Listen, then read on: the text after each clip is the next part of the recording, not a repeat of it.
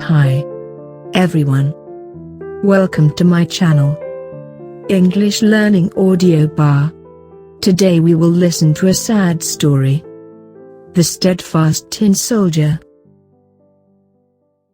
The Steadfast Tin Soldier by Christian Andersen. There was once upon a time 25 tin soldiers, all brothers, as they were made out of the same old tin spoon.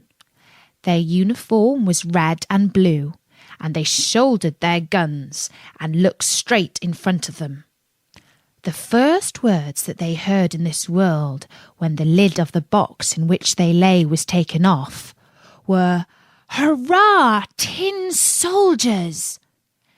This was exclaimed by a little boy, clapping his hands. They had been given to him because it was his birthday, and now he began setting them out on the table. Each soldier was exactly like the other in shape, except just one, who had been made last when the tin had run short. But there he stood as firmly on his one leg as the others did on two, and he is the one that became famous. There were many other playthings on the table on which they were being set out, but the nicest of all was a pretty little castle made out of cardboard, with windows through which you could see into the rooms. In front of the castle stood some little trees surrounding a tiny mirror which looked like a lake. Wax swans were floating about and reflecting themselves in it. That was all very pretty. But the most beautiful thing was a little lady who stood in the open doorway. She was cut out of paper, but she had on a dress of the finest muslin, with a scarf of narrow blue ribbon round her shoulders, fastened in the middle with a glittering rose made out of gold paper, which was as large as her head. The little lady was stretching out both her arms, for she was a dancer, and was lifting up one leg so high in the air that the tin soldier couldn't find it anywhere, and thought that she too had only one leg. "That's the wife for me," he thought, "but she is so grand, and lives in a castle, whilst I only have a box with 24 others. This is no place for her, but I must make her acquaintance." Then he stretched himself out behind a snuff-box that lay on the table. From thence he could watch the dainty little lady, who continued to stand on one leg without losing her balance. When the night came, all the other tin soldiers went into their box, and the people of the house went to bed. Then the toys began to play at visiting, dancing and fighting. The tin soldiers rattled in their box, for they wanted to be out too, but they could not raise the lid. The nutcrackers played at leapfrog, and the chalk ran about the blackboard. There was such a noise that the canary woke up and began talking to them, in poetry too. The only two who did not stir from their places were the tin soldier and the little dancer. She remained on tiptoe, with both arms outstretched. He stood steadfastly on his one leg, never moving his eyes from her face. The clock struck 12, and crack! Off flew the lid of the spice box. But there were no spices inside, nor any hot curry powder. Only a little imp. That was the beauty of it. Now an imp is a magical creature, a little like a fairy, only more naughty. "Hello, tin soldier," said the imp. "Don't look at things that aren't intended for the likes of you." She meant that he shouldn't look at the little dancer. But the tin soldier took no notice, and seemed not to hear. "Very well, wait till tomorrow," said the imp. When it was morning and the children had got up, the tin soldier was put in the window, and whether it was the wind or the little imp, I don't know, but all at once The window flew open, and out fell the little tin soldier, head over heels from the 3rd-story window. That was a terrible fall, I can tell you. He landed on his head with his leg in the air, his gun being wedged between 2 paving stones. The nursery maid and the little boy came down at once to look for him. But though they were so near him that they almost trod on him, they did not notice him. If the tin soldier had only called out, "Here I am," they must have found him. But he did not think it fitting for him to cry out, because he had on his uniform. Soon it began to drizzle, and the drops came faster, and there was a regular downpour. When it was over, 2 little street boys came along. "Just look," cried one. "Here is a tin soldier. He shall sail up and down in a boat." So they made a little boat out of newspaper, put the tin soldier in it, and made him sail up and down the gutter. Both the boys ran along beside him, clapping their hands. What great waves there were in the gutter, and what a swift current!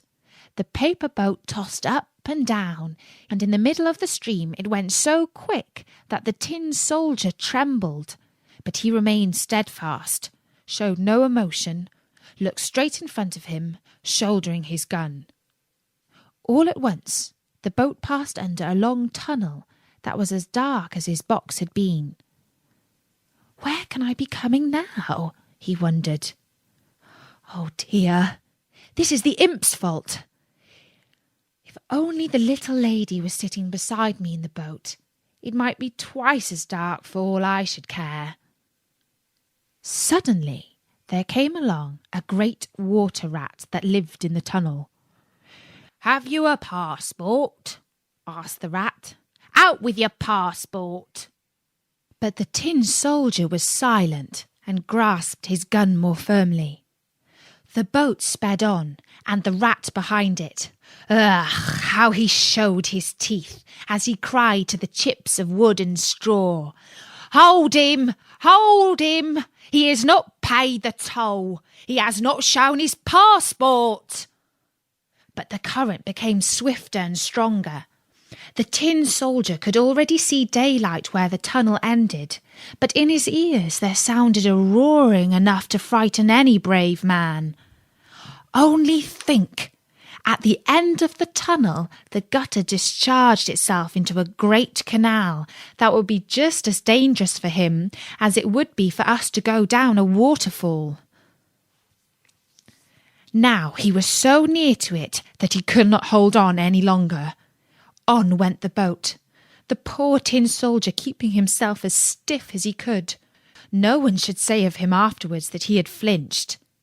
The boat whirled 3-4 times round and became filled to the brim with water. It began to sink.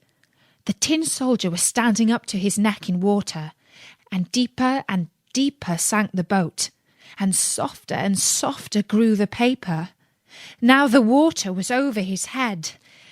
He was thinking of the pretty little dancer whose face he should never see again, and there sounded in his ears over and over again, "Forward, forward, soldier bold, death's before thee, grim and cold."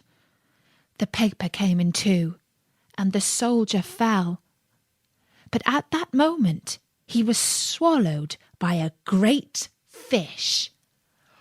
Oh, how dark it was inside, even darker than in the tunnel, and it was really very close quarters. But there the steadfast little tin soldier lay full length, shouldering his gun. Up and down swam the fish. Then he made the most dreadful contortions, and became suddenly quite still.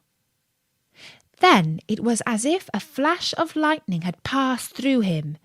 The daylight streamed in, and a voice exclaimed, "Why, here is the little tin soldier!" The fish had been caught, taken to a market, sold, and brought into the kitchen, where the cook had cut it open with a great knife. She took up the soldier between her finger and thumb and carried him into the room, where everyone wanted to see the hero who had been found inside the fish. But the tin soldier was not at all proud. They put him on the table, and oh, what strange things do happen in this world! The tin soldier was in the same room in which he had been before. He saw the same children and the same toys on the table, and there was the same grand castle with the pretty little dancer. She was still standing on one leg with the other high in the air. She too was steadfast. That touched the tin soldier. He was nearly going to shed tin tears, but that would not have been fitting for a soldier. He looked at her, but she said nothing. All at once, one of the little boys took up the tin soldier and threw him into the stove, giving no reasons. But doubtless the imp in the spice box was at the bottom of this too. There the tin soldier lay, and felt a heat that was truly terrible. But whether he was suffering from actual fire or from the ardour of his passion, he did not know. All his colour had disappeared. Whether this had happened on his travels, or whether it was the result of trouble, who can say? He looked at the little lady. She looked at him, and he felt that he was melting. But he remained steadfast, with his gun at his shoulder. Suddenly a door opened. The draught caught up the little dancer, and off she flew like a fairy to the tin soldier in the stove, burst into flames, and that was the end of her. Then the tin soldier melted down into a little lump, and when next morning the maid was taking out the ashes, she found him in the shape of a heart. There was nothing left of the little dancer but her gilt rose, burnt as black as a cinder.